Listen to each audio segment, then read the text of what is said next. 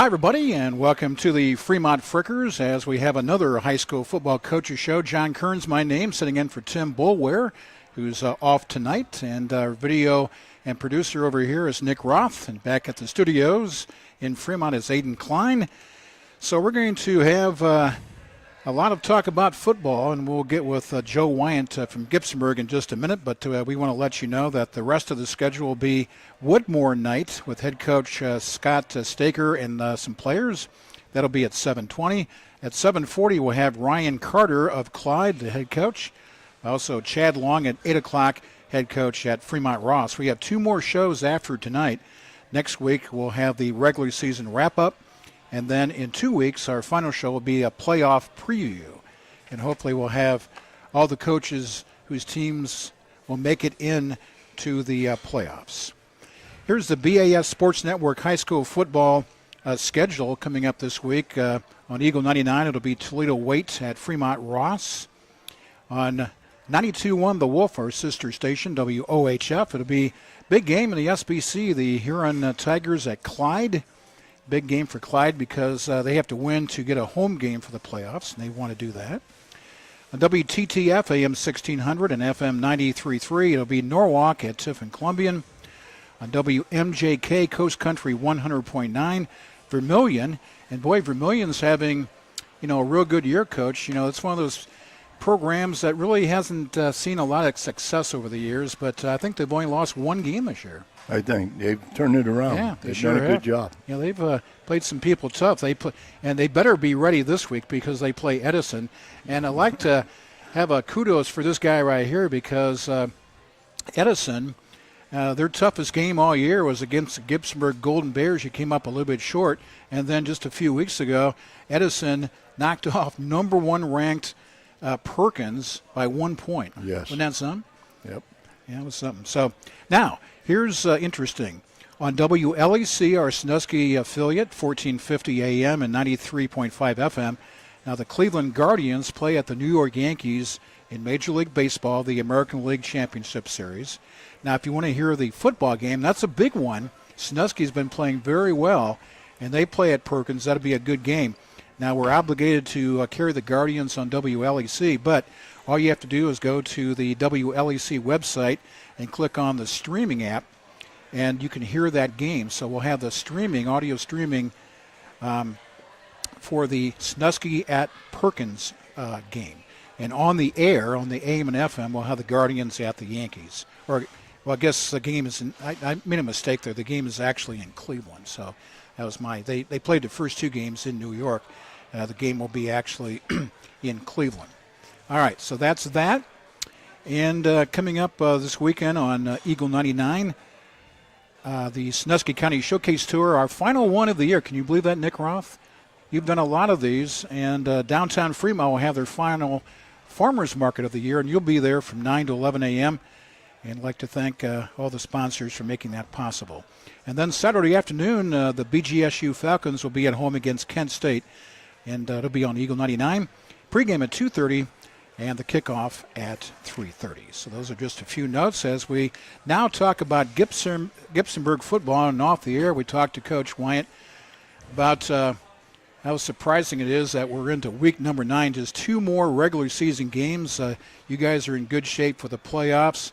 More important, you want to hope that Hopewell Loudon loses and you win out and get a share of the River Division. But and another thing you want, I'm sure, is a home playoff game, right?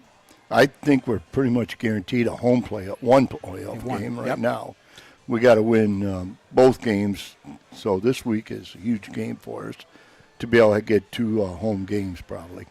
Now, is it if you finish in the top 4 and you win, then you are guaranteed 2 home games, and that would be big.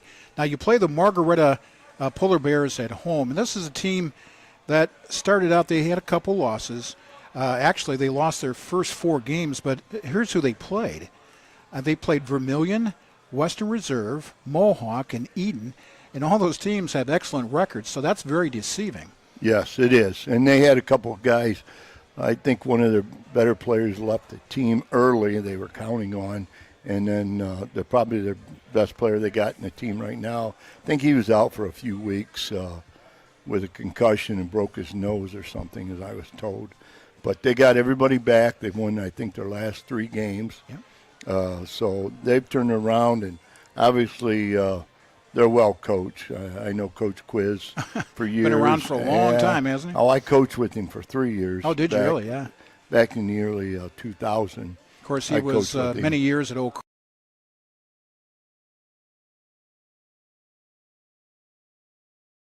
A sharp guy. Oh, yeah, for sure. He's got coaching in his blood. So, yeah.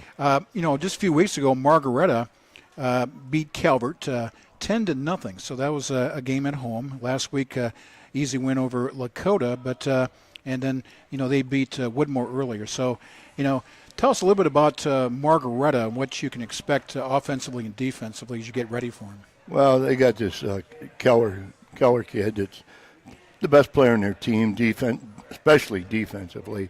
He'll make probably half of their tackles. He's all over the field, and then he's also one of the running backs. And he can play quarterback, but they use him as an athlete and move him around. But they're pretty good. They got their young team.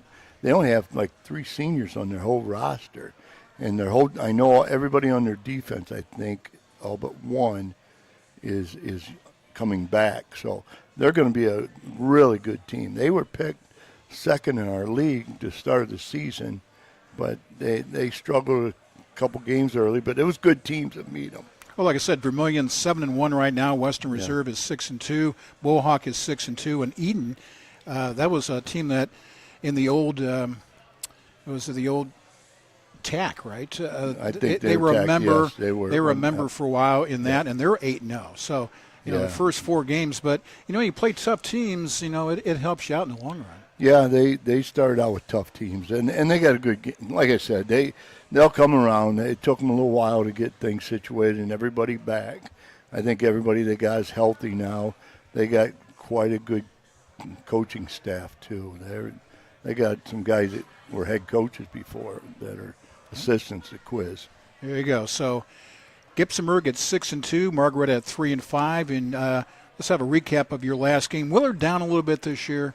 2-6. You had a game on the road. How about just a summary of that victory? You won 55-14 over Willard.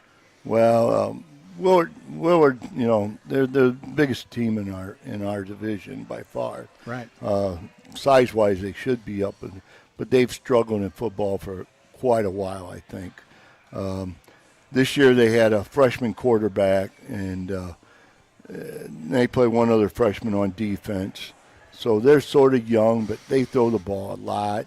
The guy they got a lot of yards throwing the ball, but they struggle a little bit on defense, and we played really well offensively, and we had over 400 yards rushing last week.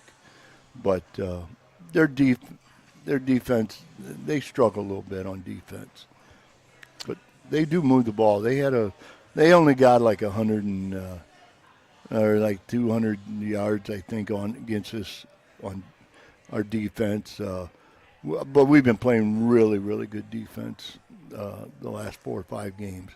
Yeah, for sure. So, against Calvert, you won that game, which is kind of funny because you beat Calvert 10-0, and Margaretta beat Calvert 10-0. Yeah. And then with Woodmore, it was 34-0. Only gave up 1 touchdown to Lakota and just 2 to Willard. So, and that's where championships are built a lot of times. You want to have a solid defense. Your offense will get the job done, but if you can count on your defense, that's important. Isn't it? Yeah, all year our defense has probably carried us the whole season. I said last 4 or 5 games, but really all season the defense has played really well. We have a plus 20 on turnovers. So we played big. Really well, yeah. We got like 15 interceptions, I think. Wow, so, that's a lot, yeah. Right, Nick, plus 20 after 8 games. Yeah, it is. So we've done well on defense, getting turnovers. But our offense played real well the last 3 weeks. We scored a lot of points, but we're going to have to score this week. They're really good, I think, defensively. Margaretta is. And this is your last SBC River Division game because your last game of the year will be non-conference against Corey Rawson. Yes. Yeah. So they this is took your last one. St. Joe's spot in Yeah. our schedule. Right. Yeah. So St. Joe obviously going to 8-man football, and probably a good move. You know, they picked up a couple wins this year. You know, and it's more fun. You know, when you don't have many kids, you know, and you just, boy, it's hard to go out there every week, you know, and try your best, and the results are not there. But I think it was a good move for St. Joe, at least, and they can always go back. You know, if their school gets bigger, they can always go back to 11-man football. But, you know, for this year, you know, of course, there's some other schools in the area, Danbury and St. Mary's, and some other couple of Northwest Ohio schools and a couple of Northeast Ohio schools. So I think it's a good thing. Now, let's talk about your team. Individual players. Sure. Okay, so let's talk about the offensive skill players. Just point out a few guys this year and that you're pleased with, and maybe throw in there anybody that's young, maybe a freshman and sophomore is doing a good job. Okay, we have a lot of sophomores that do play, but yeah, it starts our quarterback, whichever one I got in there. Usually Camden Mooney, and this is his third year as a starting quarterback. He knows the offense. He could call plays. You give him half of a play, and he can change it to the right play. He's really sharp. But then I also play with Reese Walby a little bit at quarterback. A little better runner, maybe a nudge better throwing if we throw. But we're pretty much a run-dominated team. But Reese also our running back. He's got a really good year going on both sides of the ball. He's got six interceptions on defense this year, and he's ran for 600 yards, I think, offensively, thereabout. Our fullback is Grant Smith. Grant has close to 900 yards rushing, and then our third running back does a good job. We got two seniors that flip out. Both of them two are sophomores, Walby and Smith. And then we had two seniors at the other wing back, and they both complement each other. One is a great blocker, and the other one is fast and can run outside and plays really well. Our line is all young. We only have one senior on the offensive line, so and that's our left tackle. The rest of the team are sophomores. There's two sophomores and two juniors also on the line. Our tight end's been great all year. He plays our middle linebacker too, and Luke Foster. Good blocker, real good hands, and he really flies on defense. Well, if you're primarily a running team and you run the ball real well, you got to have those guys up front to do the job, and to block and execute, and get room for those guys. So that's a good deal. Let's talk about the defense. Overall, your defense.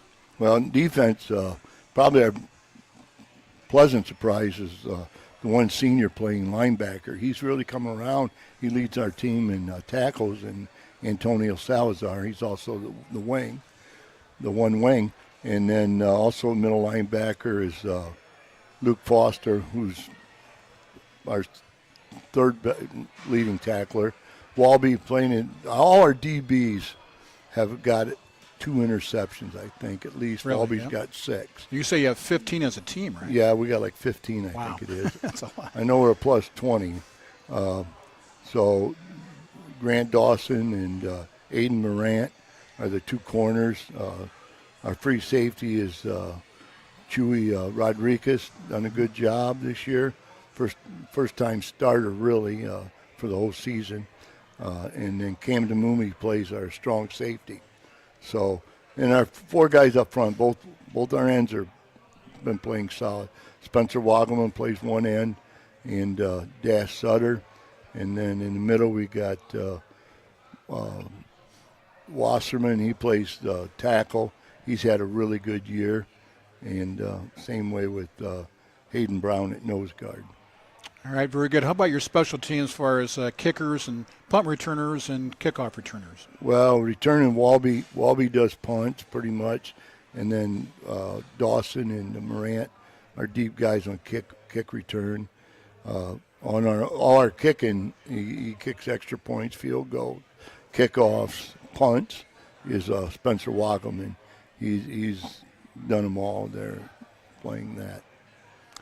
And assistant coach is always very important. You got a lot of good guys: Hunter Smith, Corey Conrad, Brian Krotzer, Seth Nims, and Caden Conrad, and also Glenn Owens. And if I remember correctly, Glenn used to be the head coach, right? Glenn used to be the head coach Yeah. years ago. Yeah.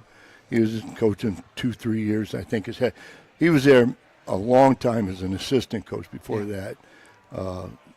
And don't ask me what years. Mid-'90s, probably in the mid-'90s. He started coaching somewhere in there, I think, and then he was head coach for a couple of years, and then he went to Eastwood and I coached with him at Eastwood. He was on the staff there for about 10 years at Eastwood With Jerry. Yeah. with Jerry, and then I think we were state runner-ups. And after that year, he went back to Eastwood. He had a son that was going to be a freshman. Maybe he was going to be a seventh grader that year. He went back so he could watch his son play. Sure. And he went back there, and then he coached with Mike Lee. Yeah. Oh, yeah. For 2 years, and then he stayed on. Coach me. He's my defensive coordinator. He does a great job. I mean, he does a great job helping these kids out, setting them in the right spot, and he does a lot of work, and he just does a great overall job. Hunter's been with us since he graduated. He was the fullback for Mike Lee in his last year, and then so he's been with me the last 4 years. He's a running back coach. Sims, Coach Sims, Seth, he helps with the defensive line mostly. He's a defensive line coach, and a little bit on the offensive line. And then Caden's new this year, Conrad. He was quarterback at Danbury, but him and his dad, Corey, both do defensive backs. And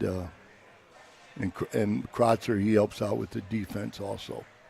Oh, So very we got good. a good group of guys. They've been with me the last 4 years, all of them, except for Caden. And Caden finally graduating from college, so he's got time that he's getting into coaching. Real good. Talking to Joe Wyant, head football coach at Gibsonburg. Big game coming up this week at home against Margaretta. Best of luck. Hopefully we can pick you up in the playoffs down the road, with play-by-play on that game. So, Joe, thanks for joining us here tonight. We appreciate all the information, and we'll talk to you soon. Thank you. Thank you for having me. Okay, real good. All right, we're going to take a break. We'll come back, and we'll start Woodmore Wildcat Night. As the Wildcats will have a few players, and also Coach Scott Staker will be with us. So we will take a pause. We'll be right back in a couple minutes right here from the Fremont Frickers, the high school football coaches show on Eagle 99.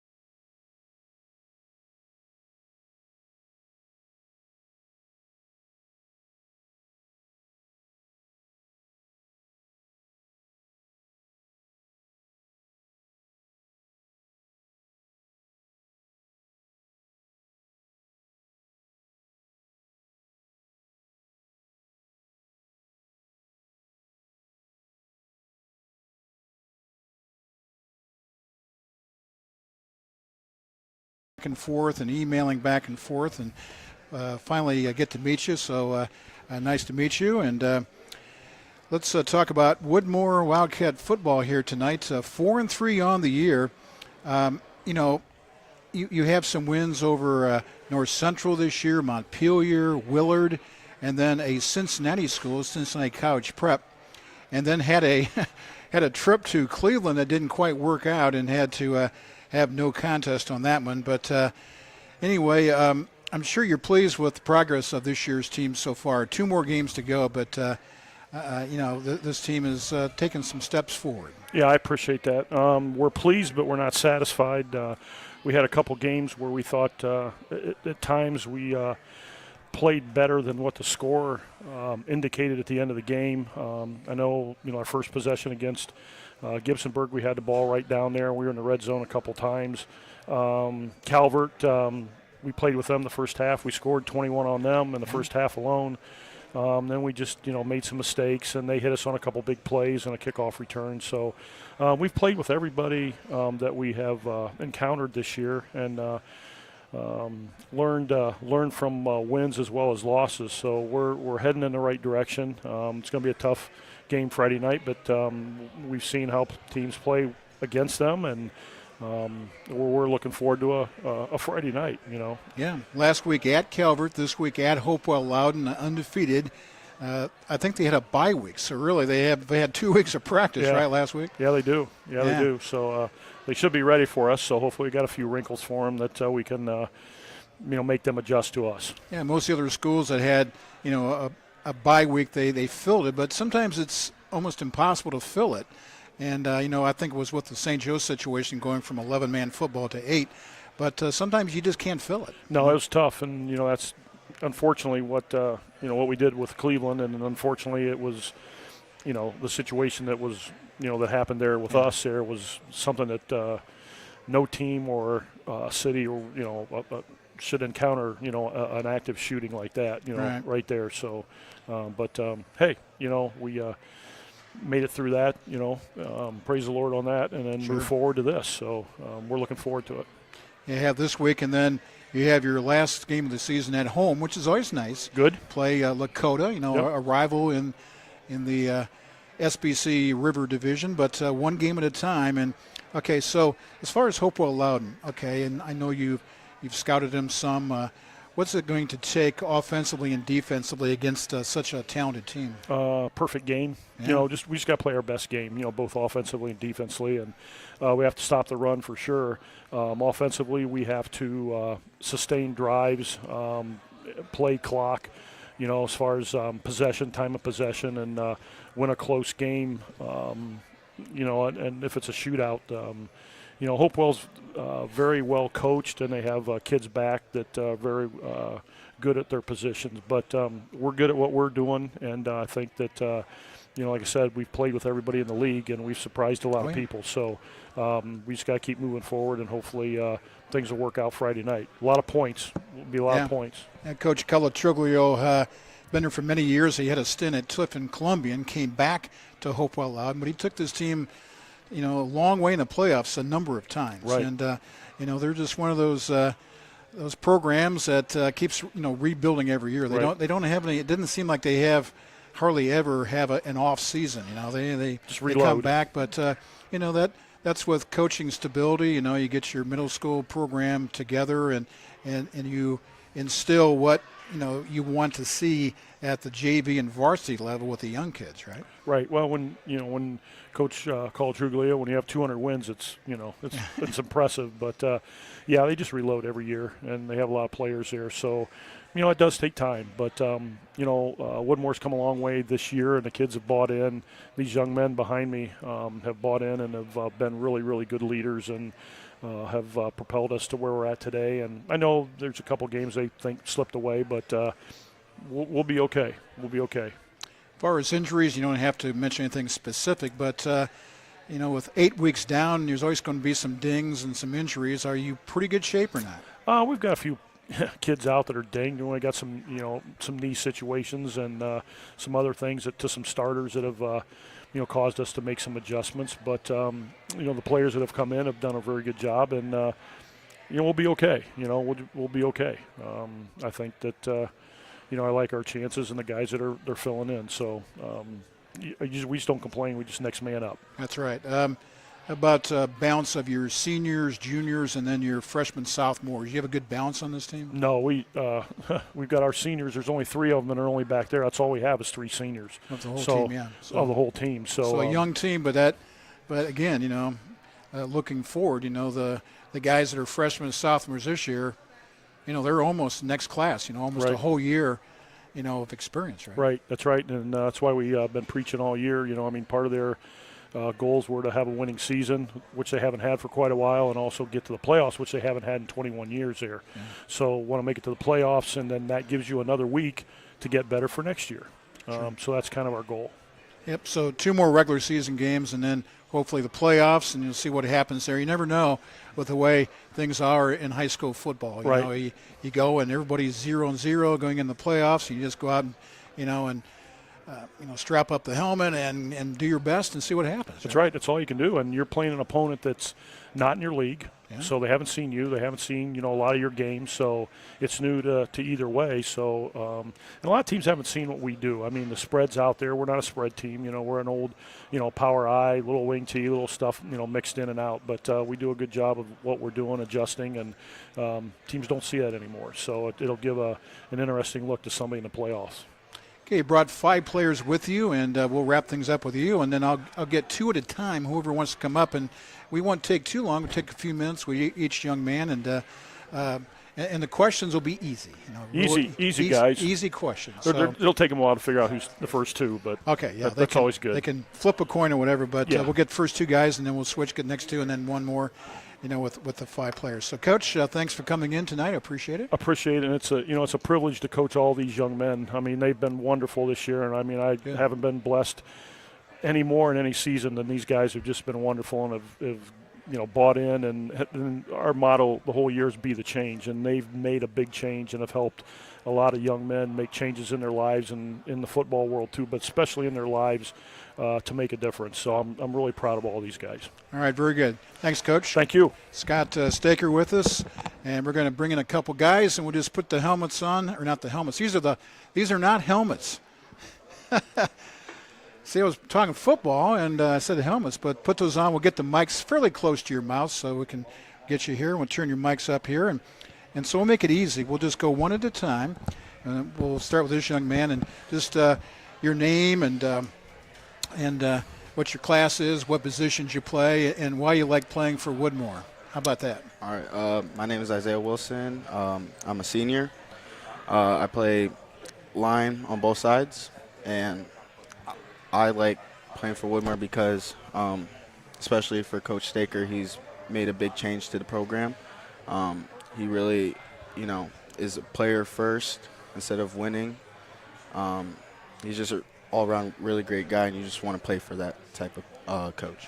In recent years, the wins have been kind of hard to come by, but here you got 4 wins this year, and that makes a big difference when you can win some games and you're competitive in these games, and it just brings along a lot of confidence, doesn't it? Mm-hmm. Yeah. It's right. Exciting. Now, see, I'm old enough where I remember long time ago, well, there was an Elmore High School and a Woodville High School, and then they combined them together. So are you more of an Elmore guy or are you a Woodville guy? I'm a Woodville guy. I was born in Woodville. There you go. I have to ask that. Not that it makes any difference with you guys. You're all together. But, there's two separate towns there and all that. So, well, very good. Let's go to the next young man, and the same thing. Name, class, positions, and why you like playing for Woodmore. My name's Michael Seeger. I'm a junior. I play wingback and linebacker, and my favorite part about playing for Woodmore is we're just a family. Everyone gets along. We just have a good time. We're close. Well, here's a question, guys, is that, I've heard from other players and coaches, if practice most of the time is fun, that's a big thing, right? Yeah, oh yeah. Sometimes practice can't, maybe it's not as much fun as games. Yeah. But if you can have a little fun in practice, that can help you out, right? Yeah. It just gets everybody in a good mood. Yeah, looking forward. Okay, got a big challenge this week, Hopewell Loudon, but you can't look at their record. They're always going to be good, you know. And they haven't lost. They didn't play last week. But how do you approach a game like this? You know they're good, but you just got to go out and you just play your game. Is that what it's about? Yeah, we just got to trust each other and just do our jobs. And don't anticipate something from them. You got to believe in yourself and go out and play your football, right? Oh yeah. Yep. Yeah, so, I know it's going to be a tough game, but as Coach said, you got to really put it together and play almost a perfect game against a very, very good team. But that can be done for sure. Yeah. Yeah, very good. So Hopewell Loudon on the road. He went down to Calvert last week. They're a really good team, and first half was, you were right there. Wasn't it like 21-21? 21-31 going into the half. Yeah. Oh, okay. But still, I think you were either tied or ahead early. Then things, defensively, they made some plays or whatever. But that was on the road. This will be on the road. I know you like playing at home, but what's the mindset, of getting ready for a road game? I know it's not that far, but still, you're not playing at your stadium. You just got to execute. Our guys practice all week, and home or away, we just got to play good football. Mm-hmm. Yeah, and you got some Woodmore folks that follow you too, right? It's fans, parents, grandparents, and all that, and Woodmore fans. You can hear them, on the visitor side, so that has to help you too. Oh Right? yeah. Yeah. Yeah, it does. Okay, one more time on your name. Isaiah Wilson. And Michael Seeger. all right, thanks guys, I appreciate it. We'll get two more in here and pretty much do the same thing. It's Woodmore Wildcat Night here at the Fremont Frickers. It's our last team night, right, Nick? Yep.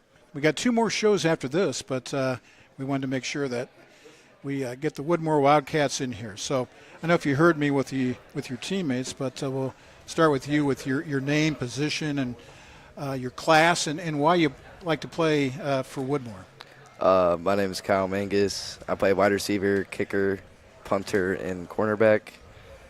I'm the class of 2025. And I like playing football. It's fun. So you're one of the, 3 seniors on the team? Yes, sir. Wow. Okay, so small senior class. So you guys have to be called upon to be the leaders on this team, right? Yeah. Yeah. So are you a captain too? Or? Nah. Okay, I just was curious. I thought sometimes the seniors were, but and are you a Woodville guy or an Elmore guy? I'm a Woodville guy. I live right there almost on Elmore, so. Kind of in between, right? Yeah. There you go. Not that it matters, but got the two towns combined together. So I'll get back to you in a minute. So what's your name? My name is Landon Rich. I'm a junior, and I'm a linebacker and running back. Yeah. Yep. And why do you like playing for Woodmore? Has this year been fun? Yeah. Well, yeah, it's been winning makes it fun. It's you got 4 wins on the year, and I know the wins have been kind of tough the last couple of years, but you got the 4 wins and hopefully get 5 or 6, and make the playoffs. It's been a long time since Woodmore made the playoffs. I think Coach said 21 years ago, and I'm so old that I remember doing that game 21 years ago when I was broadcasting here. So that's a goal to do that. But how about your approach? Playing at Hopewell Loudon, the team state ranked, undefeated. What's the practice this week getting ready for the Chieftains? I mean, it hasn't really changed much. We kind of just have to, just do the same stuff we've been doing. I mean, it doesn't really matter, on the team. Who you play, right? Team, yeah. We just got to go in every day and do the same thing that we do. Work hard every day, work as a team, and I think we'll be all right. Okay, same thing with you pretty much, or? Yeah, just got to work harder, just play as a team and be better during practice. Yeah, like I said, you played tough with some really good teams. Gibsonburg has an outstanding season, 14-0. You guys were in the game the whole way, and so hopefully you can go down there and play real good. And if you maybe don't get the win, play well, getting ready for the last game of the year and into the playoffs. You just want to execute well, right? Yeah. Okay, very good. All right, very good. One more time on your name. Kyle Mangus. Okay, I just want to make sure. And Landon Rich. all right, very good. We got one more. I didn't mean to leave one guy out, but you had 5 and I only have 2 mics. So we'll get you here with this mic right here. So you get a little extra time since you're by yourself. How about Awesome. that? All right. So what's your name? Carter Walper. Okay. And you, how about your position in class and why you like playing for Woodmore? I'm a senior, and I play tight end and linebacker, and I wear the number 10. Number 10. Very good. So do you like playing offense or defense better, or both same? Both the same. Yeah. You just like to be on the field, right? Yes, sir. Any special teams or not really? Not any special teams like? I'm on all the special teams other than punt. Yeah. Okay. Very good. So again, four wins on the year. You get off to a good start this year, and then had the long bus drive to Cleveland, where you had to go 2-3 hours, and then turn around, come right back. So I guess you guys will never forget that one. But I was just extra nap time. yeah, there you go. You can sleep on the bus. Right? Yeah. So, but didn't get to play the game, unfortunately. But things like that sometimes happen. And then I didn't hear much about a game you had at home against a team from Cincinnati. That's a long way away. So they had to come all the way from Cincinnati College Prep, and you won that ball game 24-20. So how about a few details about that game? They were a very physical team up front. They had a lot of speed on the outside, and we really controlled the game on the ground. We just played our game, and we ended up coming out of it with a win. All right, very good. So, again, I asked, last week against Calvert, got off to a good start, and Calvert kind of came on at the end on the road, but you got Hopewell Loudon this week on the road. Good team. I asked the other guys about what it takes to prepare for, such a good team. Right. I think we just have to, like the games we've won, we just have to play our game. We can't lose our identity through the game or kind of find it in the second half. I think just through the whole 4 quarters, we have to play our game, physical and mentally strong throughout the whole game. All right, Brett. I asked other guys too, Woodville guy or Elmore guy, or in between? Woodville. Woodville. That's another Woodville guy. So, yeah, very good. So I was saying that long time ago, then there was an Elmore High School and a Woodville High School, and then they combined together. So, but the two communities get together, and guys have a lot of fun. So one more time on your name? Carter Walper. Very good. Well, best of luck not only this week against Hopewell Loudon, but you got Lakota, and then hopefully a playoff game, and we'll see where that takes us, okay? Yes, sir. All right, very good. Thank you very much. Thank you. It's been Woodmore Wildcat Night. Thanks very much, and I'm going to treat you all guys to dinner here tonight, so everybody take a card. You can get up to whatever. Coach can supervise her. Let me see. Everybody got one? Everybody got one? Okay, very good. All right, we're going to take a pause. We'll come back and wrap it up. We are going to talk to Ryan Carter, the head football coach for the Clyde Flyers. We'll do that up next right here on Eagle 99.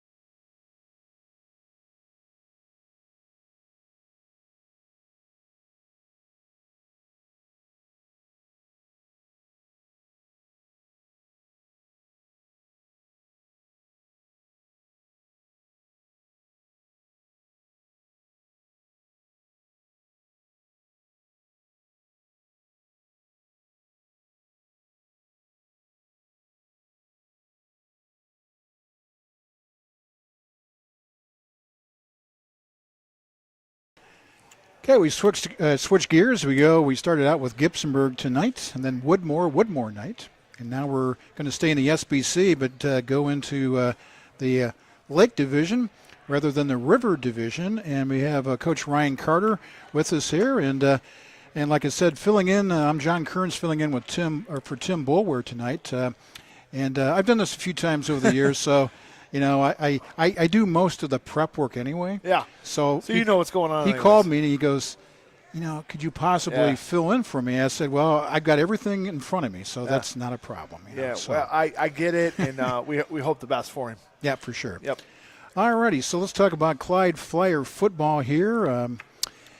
Last week, a tough one on the road at Sandusky. This is a team who is much better now than they were at the beginning of the season. Well, At least I think so. part of that is, they didn't have their quarterback for the first couple of games, and in high school football that's huge. So they lost their first 3 games out of the chute without their quarterback, and once they got the Henlon kid back, they are much better than they were at the start of the year. With that said, we had a number of chances to win that football game, and they scored on the last play of the game. There was 5 seconds, and they started the clock from the 1 yard line.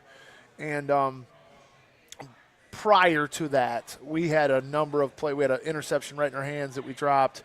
We had a touchdown right in our hands that we dropped. That I feel like we could have secured the game with. And when you don't make those plays, and you give people life, and you give people extra downs. At a team like that, they're going to make plays, and they did. It was 4th and 17 with about 45 seconds to play. They hit the Amir Aaron kid over the middle. He broke a couple of tackles, got a first down to the 5, ran a couple plays, and ended up in desperation on 4th down of just kind of throwing it up. And one of their kids made a play, and that's what happens. I told our kids, when you let teams hang around and you don't close them out, you give them extra life, and we paid the price. But it's part of high school football. It's a difficult thing to navigate. Getting those kids to bounce back, come back the next week. We have a number of injuries right now, so we're dealing with that as well. And you know how it is, John. You've been around. When you win a tight game on the last play of the game, those injuries aren't quite as bad. Right. When you lose on the last play of the game, those injuries are a little bit worse and they linger a little bit longer. So we got a couple kids out this week. We got a couple kids that we're going to play without. And we play a very good Huron team. So we got our hands full, but we're putting in a good week of work and getting ourselves ready to go. I've had coaches tell me before, and it's probably the case in a lot of teams, but the adults, when you lose a really tough game, it takes them a longer to kind of recover, but the kids hopefully can bounce back, real quick, and they have to bounce back because they have a big game this week. Yeah, and that's absolutely right, because it takes me a heck of a lot longer to get over than my son, who's sitting out here, who's a high school senior. He's a wide receiver for us, so it takes me a heck of a lot longer to get over it than it does him. So it's tough, when you put the amount of time and effort in that we do, and then you come up one second, one play, one tip ball short, it's painful until you can get back out there the next Friday. And it's one of those things that you live and die with. I always have. That's been my life since I was 20 years old and I took my first job in Toledo. Sports have been everything, and my weekend dictates off sports. And to be honest with you, last weekend wasn't a very good weekend. With us going down and the Bucks going down and the Browns going down on Sunday. Similar thing, 1 point, at the end. And, yeah. So it was a tough sports weekend in the Carter household. 3, right? Yeah. So at least the Guardians won. That is exactly right. You're right. At least they against saved the Tigers, us. yeah. They saved us in the Tiger series. So we can try to get after New York coming to our place tomorrow night. So I just you're proud of your kids for the resiliency they show, the bounce back, and we talked to our kids this week about the response. It's a tough situation. It's a tough event that has occurred in their lives. But in the grand scheme of things, it's a high school football game, and you got to learn life lessons from it, and hopefully our kids are doing that. Okay, attention now on the Huron Tigers. Always have a great program about the 2024 edition of Huron and what they. This is your last home game of the year, Yeah. so it's big. Well, at least as far as we're hoping you have a home game. Well, in we're the playoffs. hoping, but we don't know. Honestly, We don't know. We don't know. I And- mean, but you pretty much have to beat the Tigers Yeah. to guarantee that. Yeah, so. and that's what we've preached to our kids all week. I mean, this is our last home game, and if we don't come ready to play with the kids we have, right? You got a couple kids down, it doesn't matter. If we don't come ready to play, Huron will put it to us. They put it to us last year at their place, and they are a traditionally rich program, and their kids play the game the right way. Coach Holler does a great job. Those kids play football hard, and they care about it, and they will want nothing more than to improve their playoff status by beating us, a team with some points. They're telling their kids the same thing as we are. If you win, it's going to be a bunch of points for you, and it's a good booster for the playoffs. If you lose, you might be looking at going on the road week one in the playoffs, and your seeding might be way, way different than what it is if you win. So it's a big week for us. Our kids know that, and hopefully we'll come out and play that way. All right. What can you expect, or what can we expect from Huron offensively and defensively? Well, offensively, they're a typical Huron football team. They are, the old run and shoot, the old spread where they throw it a ton. Coach's kid at quarterback, so knows the game, has been around the game, scrambles with his feet very well when the first look isn't there. They have good kids up front, and they got a couple kids on the outside that you really worry about them throwing it deep to. So, typical football team, Huron football team. On the other side of the ball, they've changed a little bit. They went from an odd front to an even front. But they have the same tendencies. They're going to try to heat you up and try to make you make decisions faster than you're ready to make them. So it's a typical Huron football team when you look at them on paper and you look at them with the way they play. And the type, the thing I always say about Huron is the type of kids they have. Those kids play football the right way. They do things the right way. They're coached the right way. There's not a whole lot of riffraff out there. There's not a whole lot of things that they are doing extracurricular. Their kids are trying to concentrate and play the football game the right way, and they do that. And they're coming off a tough loss, too. And, to a team, you look Vermilion. They haven't had much success over the years, especially since the new SBC. But, boy, 7-1 for Vermilion. You give them a ton of credit. And obviously they got a big one this week. I think they play Edison this week. I could be wrong on that, but I think so, yeah. I think Edison Vermilion is this week. And you watch that game. Huron had a chance at the end. Now they have a great kicker, one of the better kickers in the state of Ohio, and they lined up for a 55-ish yard field goal with 3 minutes to go in the game. And so what leads me to believe, right, from a coaching standpoint, is that kid has kicked that before. So you don't just put him out there for a 55-yard. They wouldn't try it if they haven't seen it before, right? So he went out there and tried it.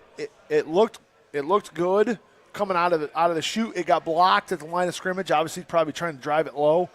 And then they gave the ball to Vermilion at midfield with 3 minutes to go, which is huge. Vermilion is a wing T shotgun type offense. It's going to take them a while to score. They moved it down to about the 20, kicked the field goal, and won the game with no time So it was left. 10-10 at the time. It was 10-10 at the time. Yeah. They tried a 55-yard field goal. But in high school football, I'm watching the video and I'm watching the clip, and I'm like, they're placing the ball at the 48-yard line.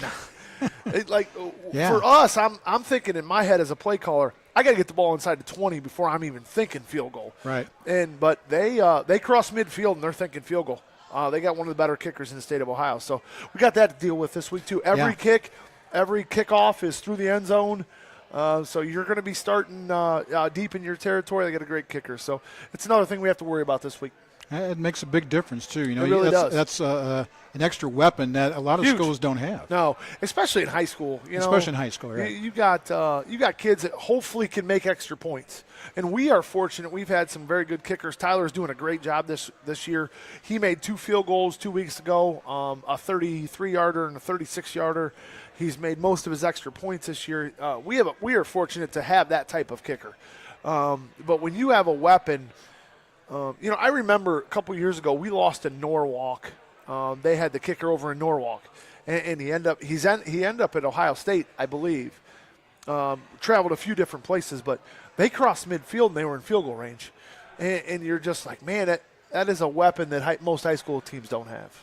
And there's some programs that don't even have a kicker, either for years or just maybe 1 year, and they just go for 2 every time. I mean, how long can you remember, John, watching Bellevue games? They never kicked. Ed never kicked. No. Right? Right. He's going to go for 2 every single time. It's funny. We were just talking about that today at work, And, yeah. And hey, he's won 500 games in his career. He was doing it right, right? But they never kicked.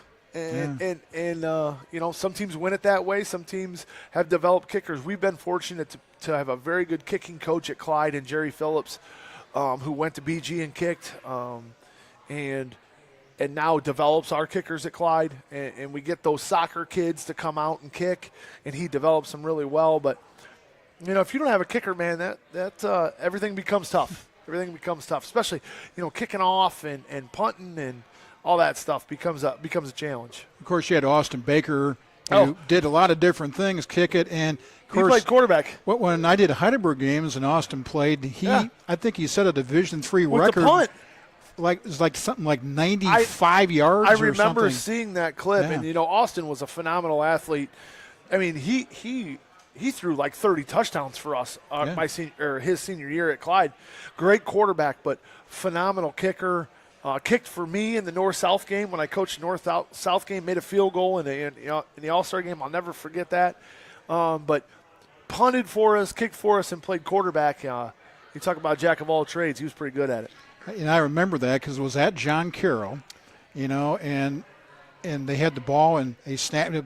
I think it was around the 5-yard line, maybe the 4. It was either 95 or 96. And it got to one of those turf rolls and just kept going. Well, got up in the jet stream and then way past the guy, and it just hit just right and rolled all the way into the other end zone. I know. I remember seeing that. I want to say it was like 90 yards. It was probably like closer to 95. I mean, it was way down there. That's incredible. That's unbelievable. That's awesome. But anyway, so Huron Tigers this week.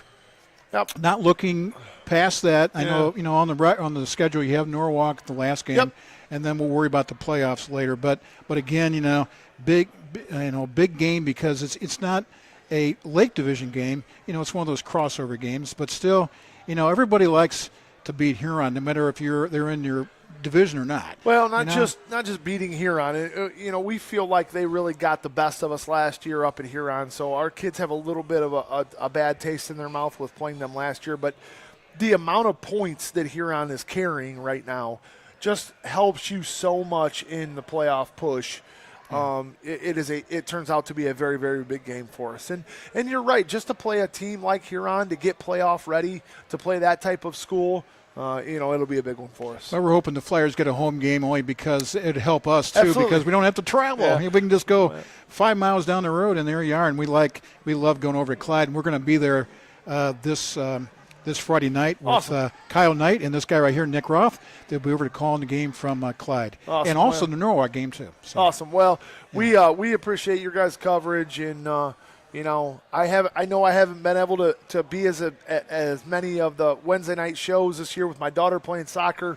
My coaches have filled in, but you guys do a great job, and we appreciate you guys coming over to Clyde and all the coverage you guys provide for us. And family comes first, that's for sure. Well, and, John Cahill, our colleague on the Eagle, has missed a few games as color commentator because his daughter plays volleyball in college now, and they want to see her play. She wants to go watch play, and that becomes huge. You got to do those things. Oh, for sure. So, Ryan, thanks very much. No problem. Nice to see you. Thank you, guys. And appreciate it. These guys will see you then on Friday night. Thanks. All right. We're going to take time out. We'll finish up our program tonight, the high school football coaches show from the Fremont Frickers with Chad Long, head football coach of the Fremont Ross Little Giants. We'll have that after this on Eagle 99.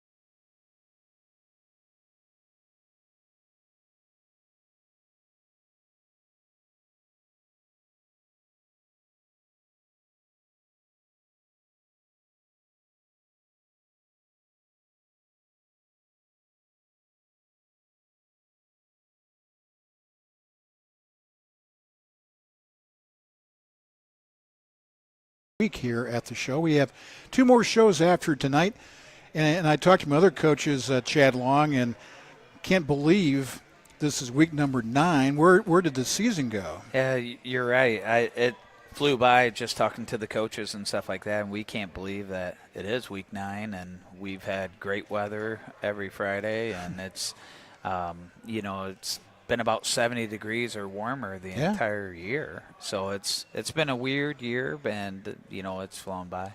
Yeah, for sure. It seemed like preseason practice around August 1st just started, and here we are in week number 9, getting ready for a playoff run. A lot of schools, and Fremont Ross with a big victory last week on the road at Sylvania Southview. So that was a must-win, wasn't it? It seemed like for you. Well, team. every game's a must-win. Must-win, but that's I think our offense is definitely coming along, and we're able to do some really good things. But I think we had a great team effort, even on special teams with Talon Brown blocking the punt and Jackson Mackey picking it up and running it in. And then, our defense was able to make another big stop on, late in the game and in the fourth quarter. So, I mean, that's 3 defensive stops in which our defense was able to make, one against Sandusky, against Napoleon, and then now Southview. So we may have not played the best on defense, but we were able to play great when we needed to. And it helps you in the long run, I'm sure, to win these tight games. You had a 6-point win against Napoleon and a 5-point win against Southview. It instills confidence. If it was the other way around, that'd be a little tough. But you got those 2 victories there. Yeah, our kids, they like to play. And it seems to the kids that the pressure's not getting to them. And, they're even against Clay, even though we lost, but the second half our defense really showed up and was doing a really good job against Heisel, who is probably the best player in Northwest Ohio, and shutting him down for the most part. It seems like he's been there for like 6 years. Oh, he's been there forever, too long. I saw that again. I'm going, he's still there? He's such a great kid, a great athlete, and I'm not going to be sad that he's going to be leaving Yeah. and go to Pitt. So Yeah, I'm sure that other coaches feel the same way. Yeah, oh, It's yeah. like, oh, he's finally going to graduate, but he's a good one. You know? he's a good one. He's a special Yeah. kid, and like I honestly believe he's the best player in Northwest Ohio. And he has been, and he doesn't have a whole lot of talent around him. He just creates it. Yeah. Well, sometimes great players, bring out the best in on their teammates too. Oh, Yeah. absolutely, and Yeah, they so- believe in him, and they're confident. All right, let's talk about Toledo Waite. I know they're really struggling this year and we weren't really going to talk about it, but they had a real tough first half against Lima Senior last You week. think? Whoa, had made national news, but Waite's a Toledo City school, and it's tough. It's a little different ball game, and the school sizes are larger, but athletics sometimes a little tough. Well, I mean, it's the same as us. You don't get the kids out that you should get out. Yeah. Fremont should never only have 79 kids, 9 through 12. We should have more than that. And then, unfortunately, you look at places like Toledo, Waite, and a lot of the city schools there is those kids are more worried about working and paying rent for their apartment or house that they're living in than playing sports. And unfortunately, they were able to field a team. They only have a varsity team. They had to cancel the freshman game and the JV game because of numbers. But those kids are playing. Well, I give credit to the kids that have stuck Absolutely. with it. Yeah, I know they've had a lot of tough losses. Although, you look and when they play against other teams in the City League, they have some competitive games. Lost to Scott by 6 and lost to Bowser by 2. And they play a tough non-conference schedule, but you had a chance a couple times to get a win. Yeah. You feel for them, and just like last year when we played them, I felt really bad. Never do we want to run the score up on a team because to me personally, it's not what we do. But when I seen the kids out there dancing around and having fun, I was like, okay, well, it doesn't hurt them too bad. Right. But we're never going to take a team lightly. And Waite, they have a really good athlete at quarterback, and they have a really fast running back. So at any time they can score. Last year they scored on us, I think, on the opening kickoff. They ran it back for the touchdown. Yeah, I do remember. And then it was done after that. You know, but they're always going to have athletes, and we just. Well, you practice the same whether you're going against an 8-0 team or an 0-8 team, right? Yeah. Yep. And it's just keeping the kids focused and understand that this is a week to get by, be healthy, be mentally focused, and do our jobs, and we'll take care of it. Our goal is. We have always preached, let's score as many points as we can so we can get the guys that's been, through the grind with us, preparing us, try getting them in the game, everyone on our roster and stuff like that. So that's the goal, for this Friday night is try getting everyone we can in the game, especially the seniors. This is their last home game. Last home game, that's a big deal.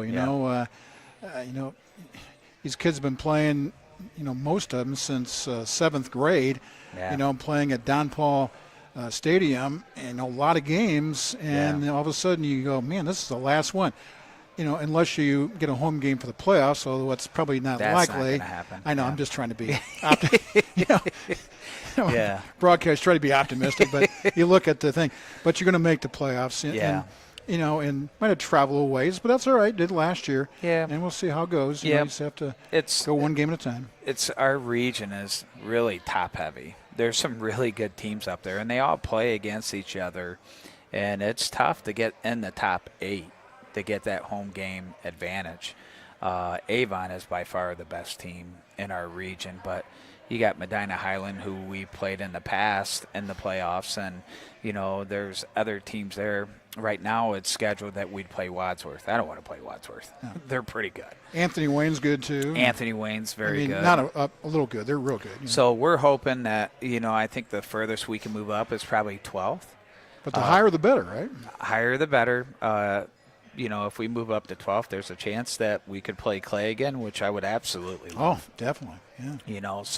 But you don't know. Everyone's playing everyone at the end of the year here that are tough games. So Avon Lake is in the mix. North Ridgeville's in the mix. being those teams that we could possibly play. So we really don't know. You're not going to know until the Bowling Green game's done, and then Absolutely. and then you'll know the yeah. next morning. And Bowling Green's so I've been told I never look ahead, but I know they're improved. And, this week they have to go through Napoleon. So that's going to be a physical game. It'll be interesting to see how good Bowling Green is based off of the comparison against Napoleon. And I know Bowling Green is definitely improved compared to last year.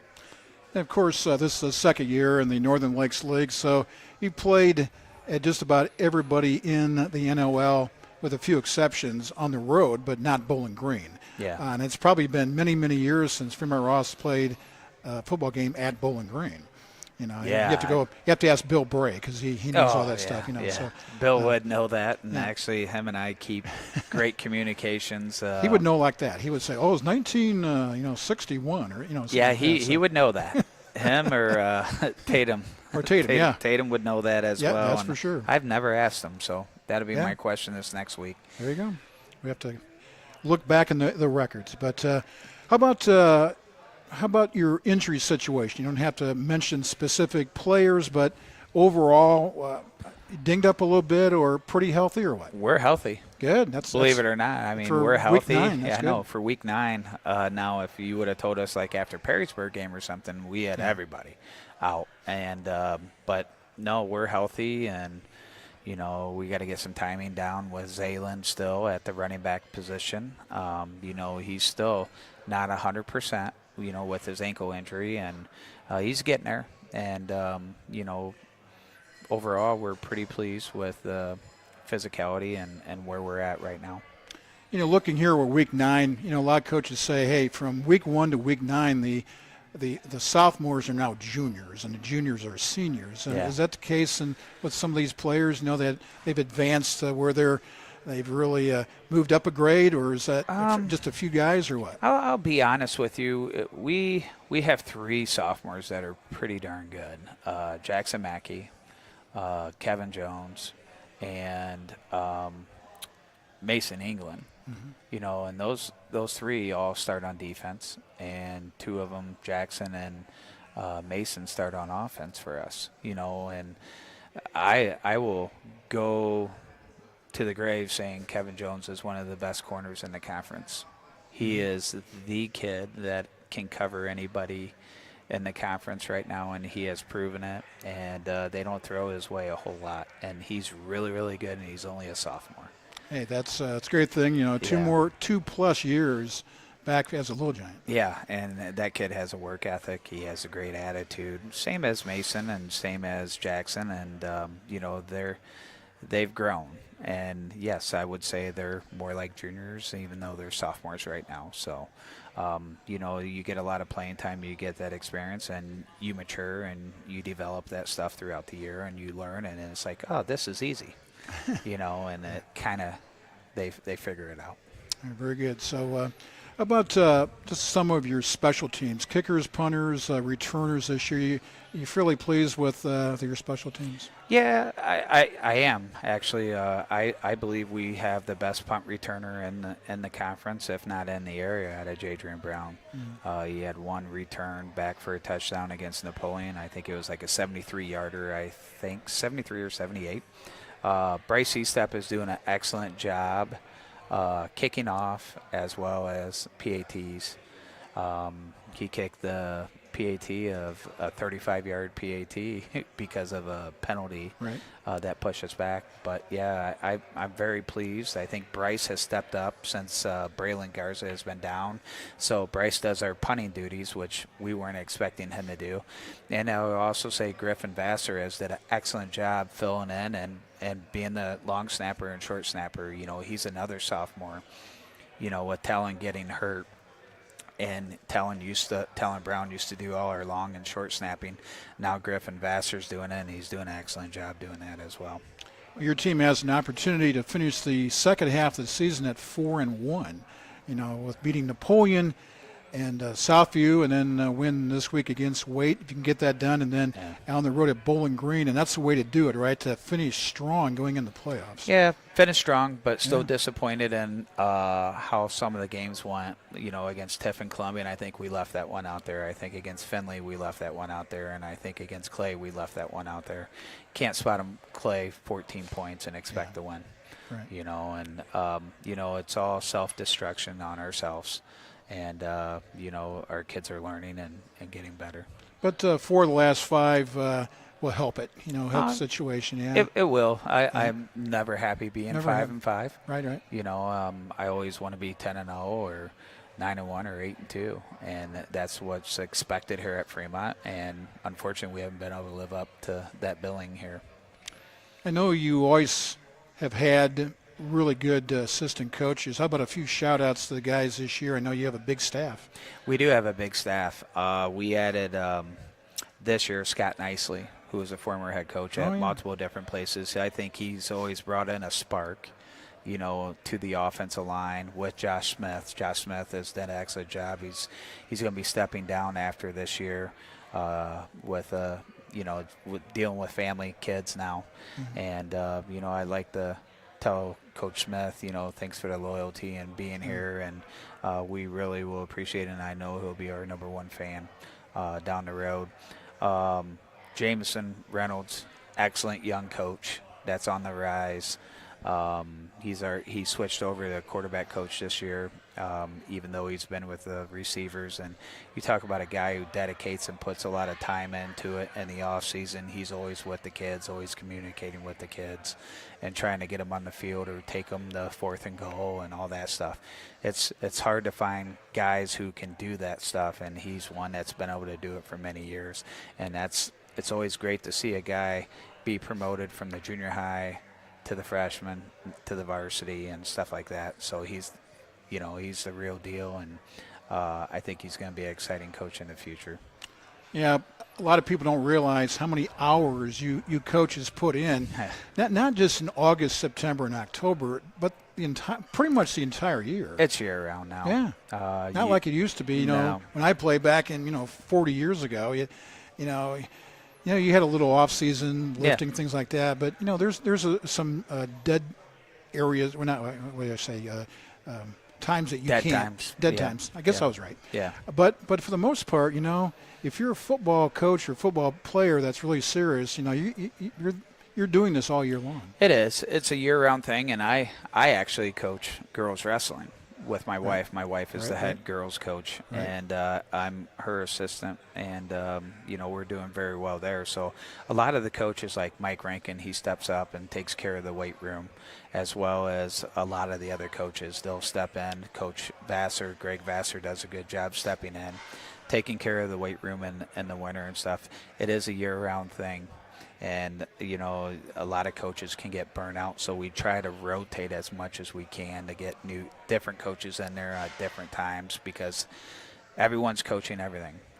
I am a big person on being in every sport you can possibly be in. Mm-hmm. I don't want you strictly focusing on football. I want you to be in basketball or wrestling in the winter, or swim.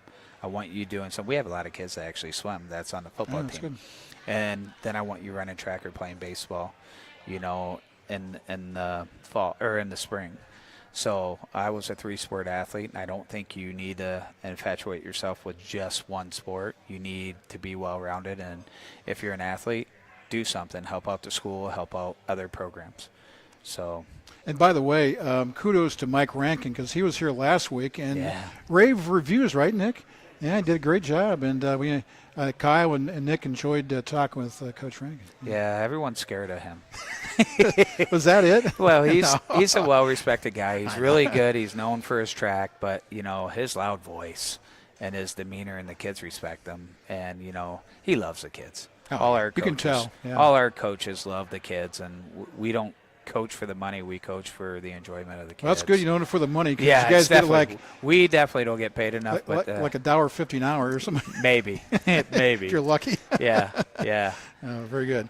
Anything else before we we'll let you go? Wait this week, and then Kyle will be here next week to talk about that game and also with the final regular season game at Bowling Green? Well, I mean, the biggest thing is I just hope people come out and support our seniors in their last home game and support the team as well. But, mostly the seniors, this is the last time they're going to be, in the uniform at a home event, since we're not going to host a playoff game. So it would be nice to have as much student support we can and parent support and community support throughout. So hopefully everyone shows up.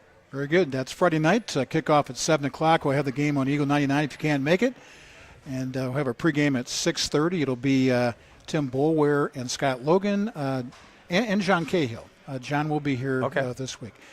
So they'll bring you the game if you can't make it to Don Paul Stadium. All right, Chad Long, thanks very much. I appreciate it. Appreciate it. Was nice filling in tonight, and we will talk to you again soon. Thanks. All right, thank you. And that's it. I'd like to thank our video guy and our producer here at Frickers, Nick Roth. I'd like to thank Aiden Klein back at the WFRO studios for making sure everything's good back there. Thanks to all our coaches and Gibsonburg, Joe Wyant. We talked to him. And also Scott Staker from Woodmore, Ryan Carter with Clyde, and Chad Long, Fremont Ross. We have 2 more shows coming up. Next week it'll be Kyle Knight. And then in 2 weeks we'll wrap up our football shows with Tim Boulware right here at the Fremont Frickers. Thanks to everyone for tuning in and watching it on our video streaming. John Kern saying so long. Have yourself a great Wednesday evening. We'll talk to you next time.